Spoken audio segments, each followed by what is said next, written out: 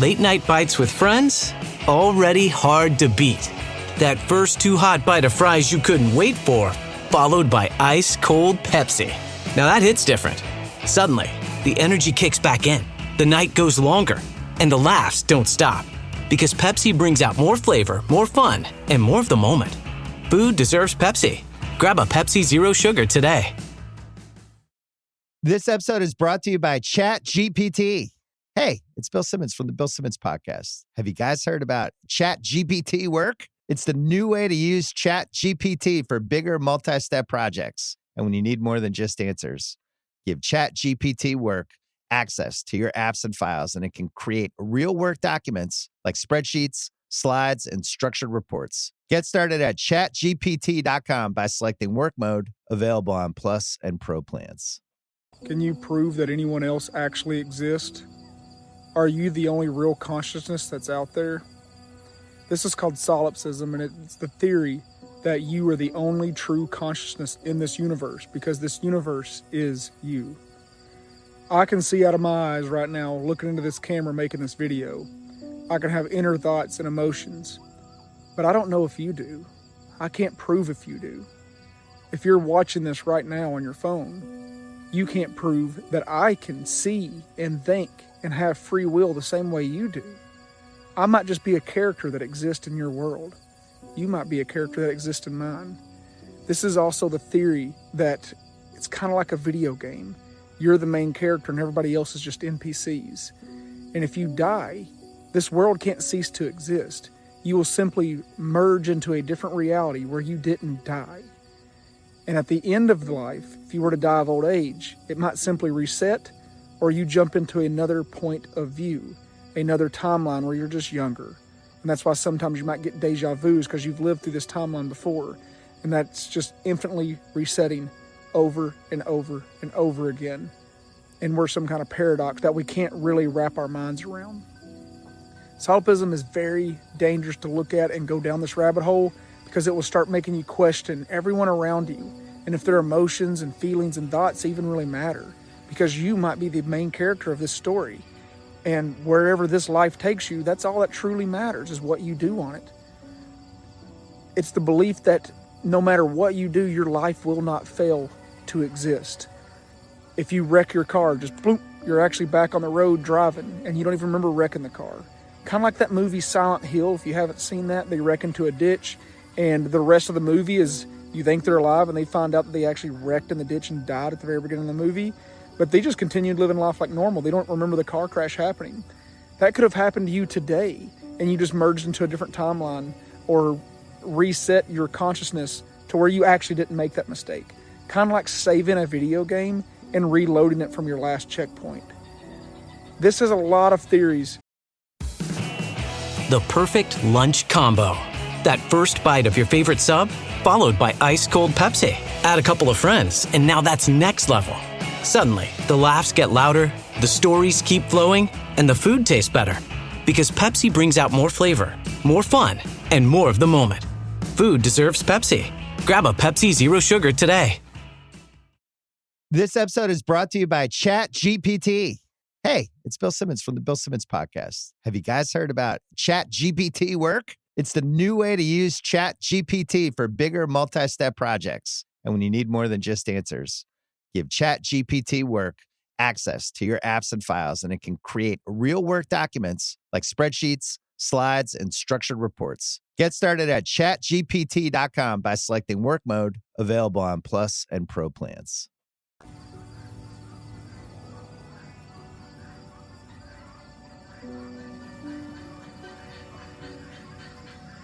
When I talk out here, sometimes I see things that look at me.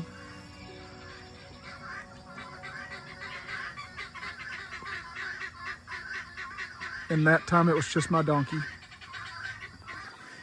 So now that we know that that's not a demon coming out of the darkness at us, this whole theory is that this universe, this world, is you, and you're alone.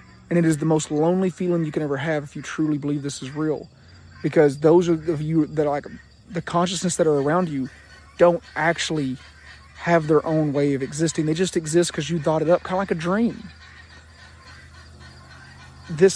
Hold on. And it could be partially true. It's the reason why so many people believe in manifest destiny, is because if this is really an extension of your own consciousness, if you truly believe something hard enough and will it into existence hard enough, it will happen.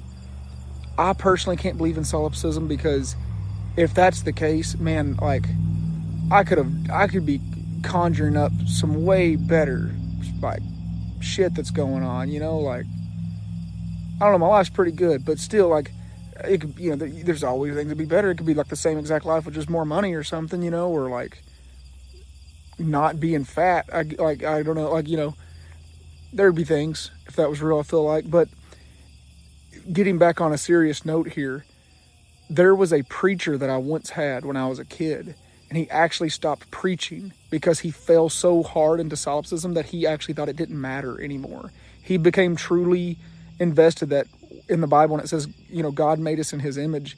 He truly took that to heart and thought, I am God. I made myself in this world in the image that I thought of and conjured up. And like, he went off the deep end. Like, he fell so hard into solipsism that it consumed his whole world. I mean, he went through a divorce. His kids to this day don't have anything to do with him. And he has since then, this was over 20 years ago, he since then has broke away from the belief of solipsism. But it had such a stranglehold on him for a long time because he went down this rabbit hole. And I'm probably not doing the best job of explaining it, but if you read all these psychiatric books, scientists cannot truly prove that anyone else has a consciousness besides yourself, the perceiver, because no one will ever live the exact same journey in life that you're going to live. So in a way, it is true.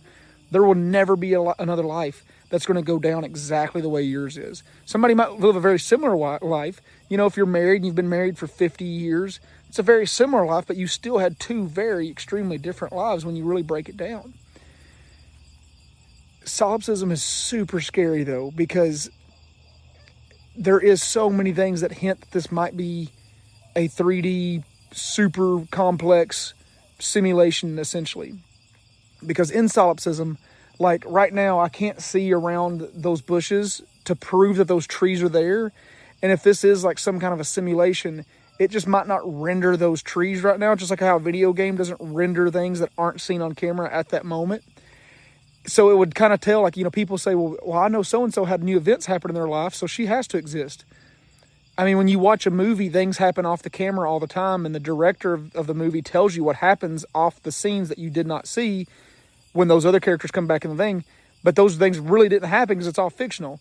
That is the same way that, like, solipsism kind of goes down with other people's lives and events. Like if you hear, oh no, so-and-so had a heart attack and passed away, that happened off camera, like off of your view. Like that's just part of the story your mind's conjuring up once again.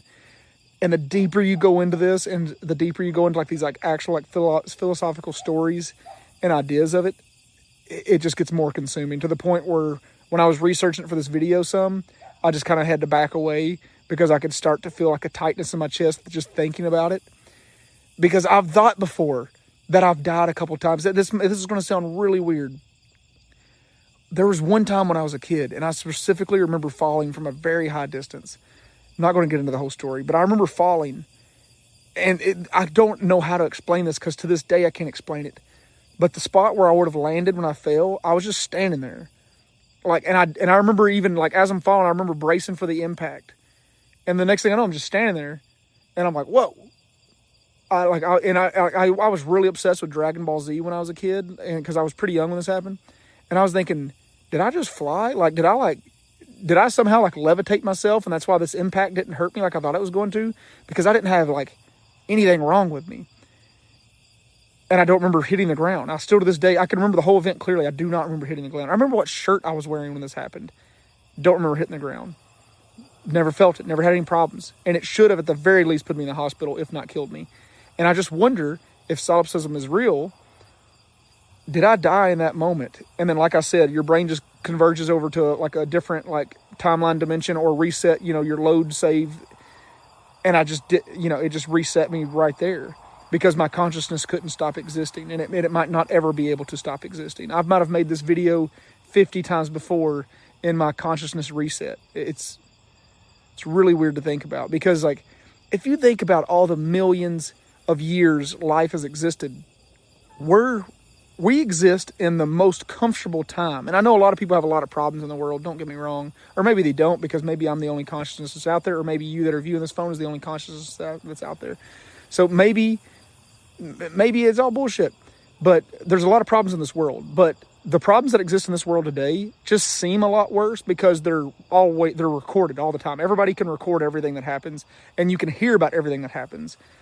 People do not understand the level of violence 100 years ago was so much higher than it is today. The problem is, 100 years ago, there wasn't phones to record it. News didn't travel very fast. Unless it was a major world event, you mostly didn't hear about it unless you saw it personally. Today, I could go shit in the bush, and tomorrow the whole world could know about it because I posted it on TikTok or something. So everybody sees all the bad news.